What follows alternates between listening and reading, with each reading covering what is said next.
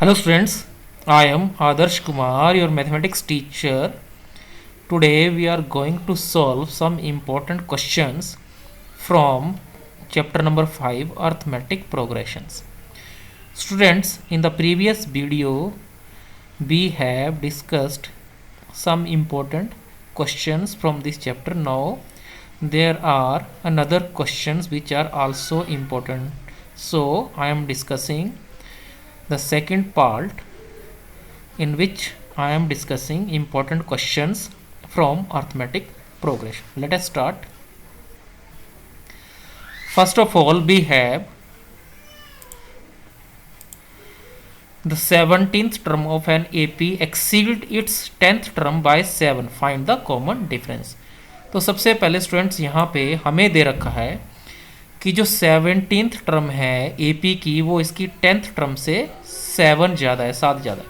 तो हमें common difference find out करना है स्टूडेंट्स, क्योंकि इसकी 17 टर्म 10th टर्म से ज़्यादा है तो हमारे पास आ जाएगा A17 minus A10 is equal to 7।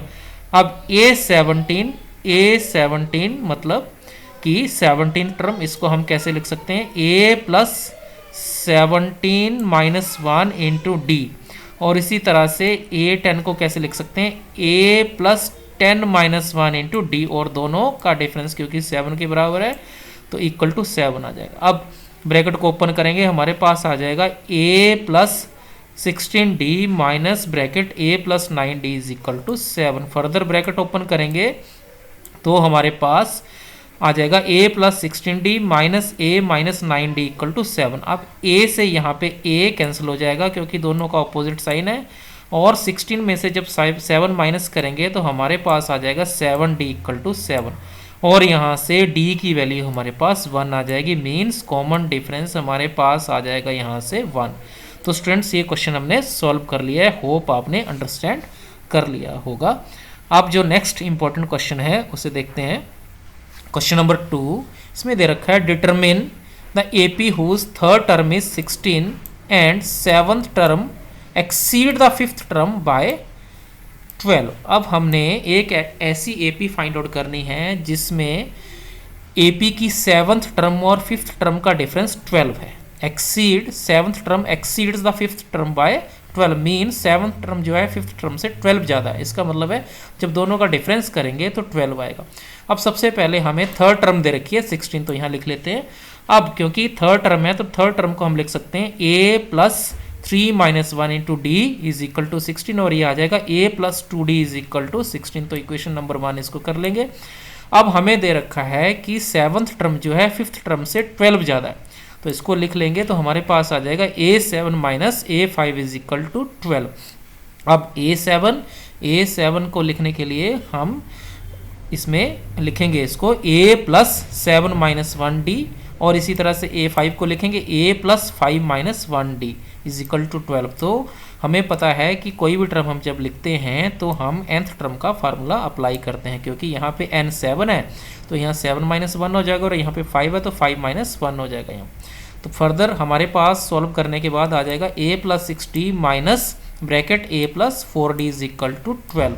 Bracket open करेंगे तो हमारे पास आ जाएगा A plus 6d minus A minus 4d is equal to 12। अब स्टूडेंट्स क्योंकि ये A और A दोनों के ऑपोजिट साइन है, कैंसिल हो जाएंगे, और 6d minus 4d is equal to 12 आ जाएगा, और 6d माइनस 4d हमारे पास 2d बच जाएगा। तो d की वैल्यू यहाँ पे हमारे पास 6 आ जाएगी। तो इस तरह से हमने कॉमन डिफरेंस यहाँ से फाइंड आउट कर लिया है। अब नेक्स्ट, क्योंकि कॉमन डिफरेंस 6 आ गया है, अब इक्वेशन नंबर 1 में हम ये कॉमन डिफरेंस की वैल्यू d की वैल्यू पुट कर देते हैं। d की जगह आप 6 पुट करेंगे, तो d की जगह हम 6 जब पुट करेंगे इक्वेशन नंबर 1 में तो हमारे पास आ जाएगा A plus 2 into 6 is equal to 16। तो 6 इंटू 2 12, तो 12 को जब ट्रांसपोज करेंगे दूसरी तरफ तो हमारे पास 16 माइनस 12 इज इक्वल टू 4 आ जाएगा। तो स्टूडेंट्स A की वैल्यू हमारे पास 4 आ जाएगी।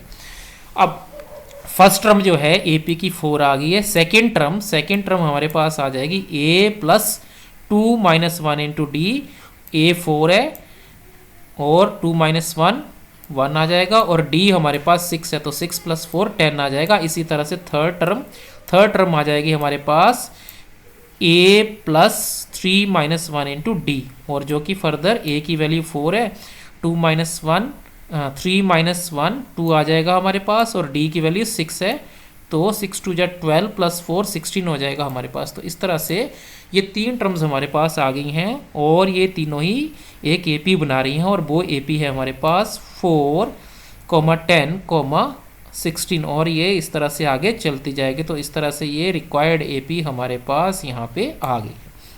तो इस तरह से स्टूडेंट्स ये क्वेश्चन नंबर 2 जो कि काफ़ी इंपॉर्टेंट क्वेश्चन है, ये भी हमने सॉल्व कर लिया है। अब नेक्स्ट क्वेश्चन देखते हैं, क्वेश्चन नंबर 3। क्वेश्चन नंबर 3 में हमें दे रखा है find the sum of the first 22 terms of AP. अब एपी दे रखी है, इसकी फर्स्ट 22 टर्म्स का हमने सम फाइंड आउट करना है। तो गिवन एपी जो स्टूडेंट्स हमारे पास है ये है 8, 3, -2। अब क्योंकि इसकी 22 टर्म्स का सम हमने फाइंड आउट करना है, तो n यहाँ पे 22 है, फर्स्ट टर्म हमारे पास 8 है, और कॉमन डिफरेंस जो है वो आ जाएगा हमारे पास -5।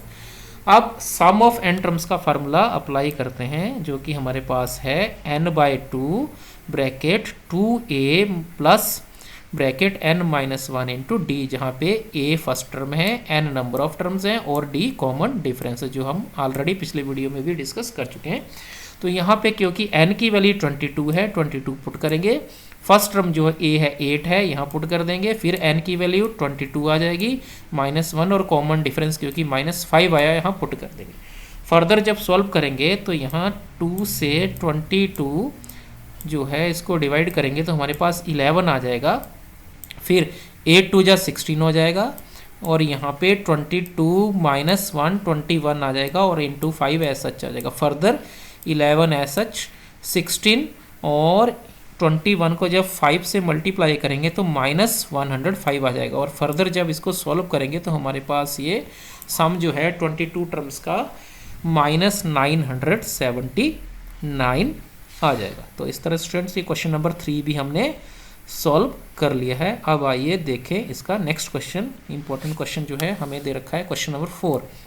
क्वेश्चन नंबर 4 में हमें दे रखा है if the sum of the first 14 terms of an AP is 150 and its first term is 10, find the 20th term. तो हमें यहाँ पे दे रखा है कि इसकी 14 टर्म्स का जो सम है 1050 दे रखा है, और फर्स्ट टर्म जो है 10 दे रखी है, तो हमने इसकी फर्स्ट 20th टर्म का सम फाइंड आउट करना है। ठीक है, तो क्योंकि अब हमें इसकी 14 टर्म्स का सम 1050 दे रखा है, तो अब इसमें हम सम ऑफ n टर्म्स का फार्मूला अप्लाई करते हैं, जो कि यहाँ पे है। अब क्योंकि यहाँ पे n हमारे पास 14 है, तो n की जगह 14 आ जाएगा, डिवाइड बाय 2, और फिर 2 इंटू a की जगह 10 आ जाएगा। ठीक है, और यहाँ पे n की जगह भी हम 14 पुट कर देंगे, जो कि नीचे हमने पुट किया है, इंटू d, और d क्योंकि हमें पता नहीं है तो d ऐसा ही रहने देंगे। तो यहाँ पे देखिए ये 2 से 14 कैंसिल हो जाएगा, तो 7 आ जाएगा हमारे पास। तो ये बन जाएगा हमारे पास सॉल्व करने के बाद, और फर्दर ये जो 7 है क्योंकि यहाँ मल्टीप्लाई हो रहा है, दूसरी तरफ जाके ये 1050 को डिवाइड करेगा, तो हमारे पास यहाँ पे ये आ जाएगा।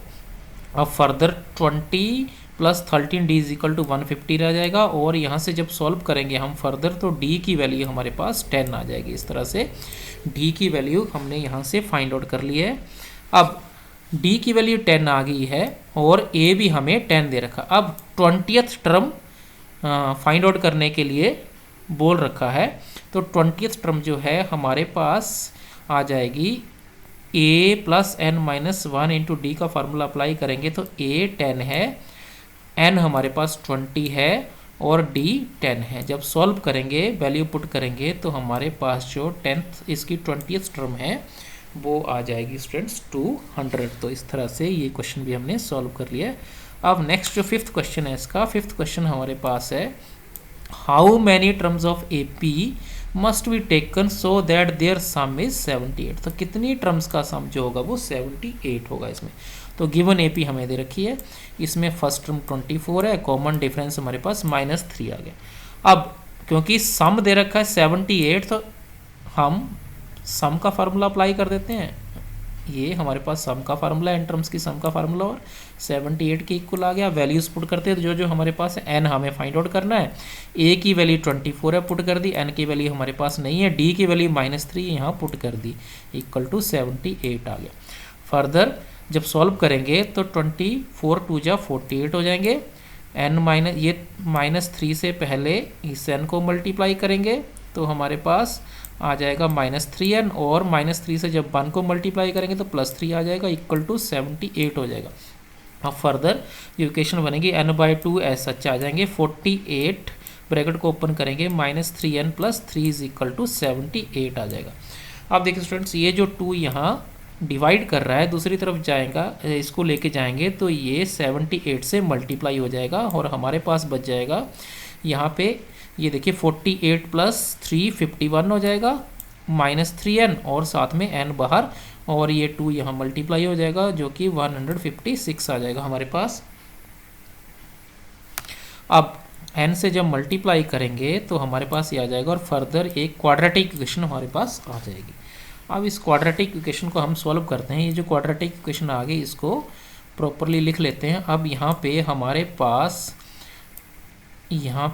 पास ये वैल्यूज़ आ गई हैं। n² का कोएफिशिएंट a है, n का कोएफिशिएंट -51 है, और c कांस्टेंट टर्म जो है 156 है। अब क्वाड्रेटिक फार्मूला अप्लाई करते हैं, और क्वाड्रेटिक फार्मूला हमारे पास है -b + √b² - 4ac divide by 2। तो सारी वैल्यूज जब फुट कर लेते हैं, b की वैल्यू -51, यहाँ पे b का स्क्वायर -51 का स्क्वायर 4, ये हमारे पास 3 और c 156 है, और डिवाइड बाय 2 × a, तो 2 × 3 हो जाएगा। जब फर्दर इसको सॉल्व करेंगे, फर्दर सॉल्व करने पे हमारे पास जो वैल्यूज़ आएंगी, -51 एज सच, और -51 का स्क्वायर आ जाएगा 2601, और इसको सॉल्व करके हमारे पास यहाँ पे आएगा 1872। फर्दर क्योंकि ब्रैकेट के बाहर भी माइनस है, ब्रैकेट के अंदर भी माइनस है, तो ये प्लस हो जाएगा, प्लस माइनस, और जब इसको माइनस करेंगे तो 729 आ जाएगा। अब 729 जो है उसका स्क्वायर रूट 27 होता है, तो हमारे पास यहाँ पे n की ये वैल्यू आ गई। और स्टूडेंट्स, इसमें हमारे पास n की 2 वैल्यूज़ आ जाएंगी, एक प्लस साइन के साथ और एक माइनस साइन के साथ, ठीक है। अब हमारे पास जो प्लस साइन के साथ वैल्यू आई है वो आई है 51 + 27 डिवाइड बाय 6। तो जब ऐड करेंगे तो 78 डिवाइड बाय 6, तो n की वैल्यू यहाँ से 13 आ जाएगी, और जब माइनस साइन के साथ इसको लेंगे तो हमारे पास n की वैल्यू आ जाएगी 24/6 इज इक्वल टू 4।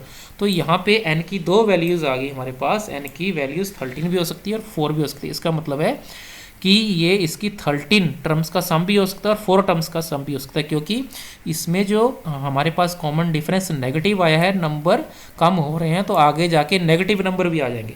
तो जब पॉजिटिव नंबर को जोड़ेंगे, पॉजिटिव नंबर्स में सिर्फ 4 टर्म्स का सम हमारे पास 78 आ जाएगा, लेकिन जब हम आगे नेगेटिव नंबर्स को भी ऐड करेंगे तो हमारे पास 13 टर्म्स ऐसी बनेगी जिनका सम 78 आएगा। तो स्टूडेंट्स, आज हमने बहुत इम्पोर्टेंट 5 क्वेश्चन सॉल्व किए हैं अर्थमेटिक प्रोग्रेशन के। होप आपने अच्छी तरह से अंडरस्टैंड कर लिए होंगे। आज के लिए इतना ही। थैंक्स।